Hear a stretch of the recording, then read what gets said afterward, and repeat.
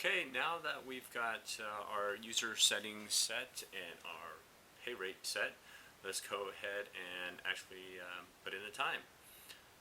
So I guess you go to the home button, but I would prefer going to this icon, which is the day-to-day icon. And so click on that. This is where we actually add a time. So what you want to make sure, if you're entering it for the day, you want to make sure this date right here corresponds with the day that you actually want to enter a time for.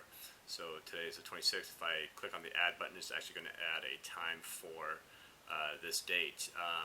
Although it says today, I'm going to have my programmer change that to some other label. And then let's say you wanted to go in and add a time or change a time for the 25th, you just click on the previous. We don't have anything there. Or you can go to a specific date. Let's say we want to add something for the 15th. And then if we click on add with this date represented here, then it would register that time for that date. So I'm going to go ahead and put the information in for today. So I'm going to click on today. What is today? The 26th. And click on add. And this is where the default time is actually going to register, 8:15. So I guess you don't have to do anything there, but let's say I had to start early, and again, this window is going to look a little bit differently if you're using Android or Apple. So let's say I called in a little bit early, 7:30, so 7:30.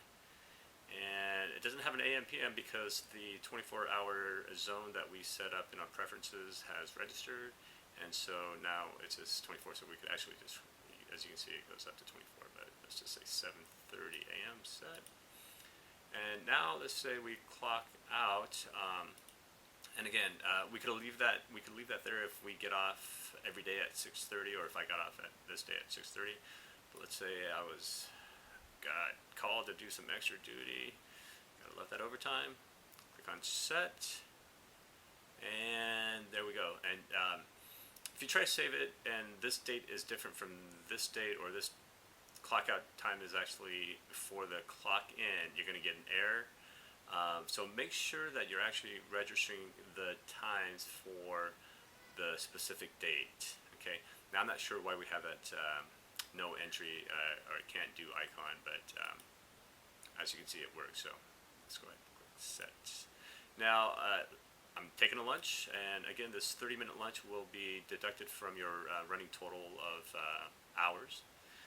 Now my job specifically, there are incidences where I want to recall whether it be driver information, perhaps the truck I was driving, maybe there was a scratch or something on the truck.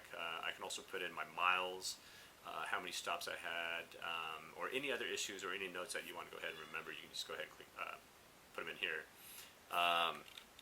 Today, let's just say I didn't have any notes. Well, actually, let's put in some notes. I'm going to learn to type. Put some notes in here. Okay, now we're done entering the information. Just click on save. And then it should show you how many hours you worked, and how many your estimated pay depending on your overtime. And remember I put in 10 hours regular pay and 15 hours as overtime pay. And I've checked this numerous times. The formulas do work, and it's rounded to the nearest, I think, pennies. So if you do a half cent or something like that, it may not show up exactly correctly, but it should be within within $1 or so. The weekly total, we've only entered in one date, so that's going to match here. Then you click on the notes here. There it is. So you can retract it, expand it. It's kind of cool. Then also right here it tells you that you've had a minus 30 allotment, which, like I said, it was my lunch. And there you go. Now let's go ahead. You can add actually another time, and when you're at the specific time here from the day-to-day activities, it's going to add a time here. So if you have two shifts, you can actually put another shift here. So let's go ahead and I'm going to go. Let's say I want to add a time that I forgot to put in yesterday. So I can go to previous, which will bring me to 7/25/14, or let's say I'm going to go ahead and put some information on Tuesday that I forgot to do. So I'll click on 22nd, and I see that it's right there. And so now when I click on this add time button, it's actually going to add it for this date. So let's click on that. Let's say, hey, we actually started at 6:15, or excuse me, 8:15, and we actually clocked out at 18:30, and I took my lunch. Oh, I didn't take my lunch.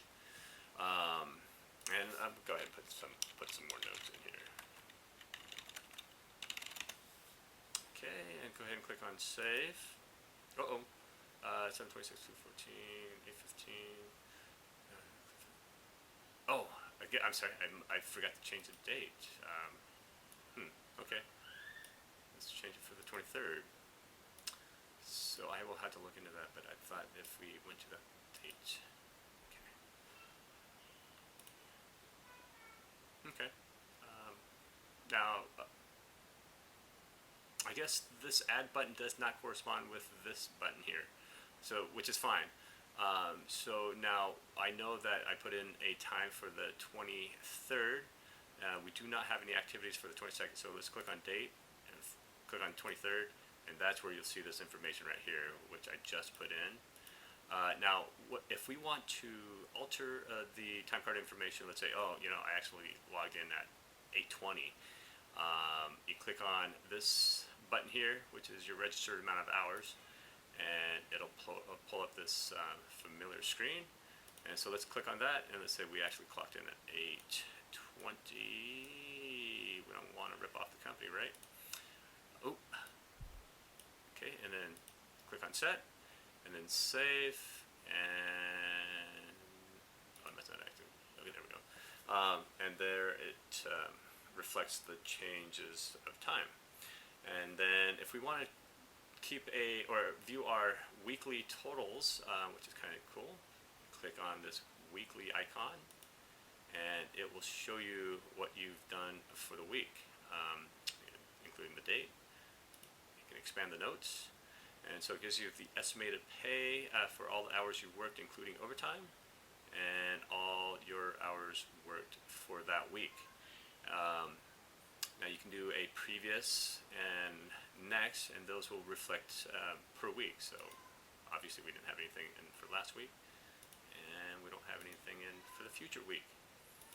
And that's how you enter in your time card information.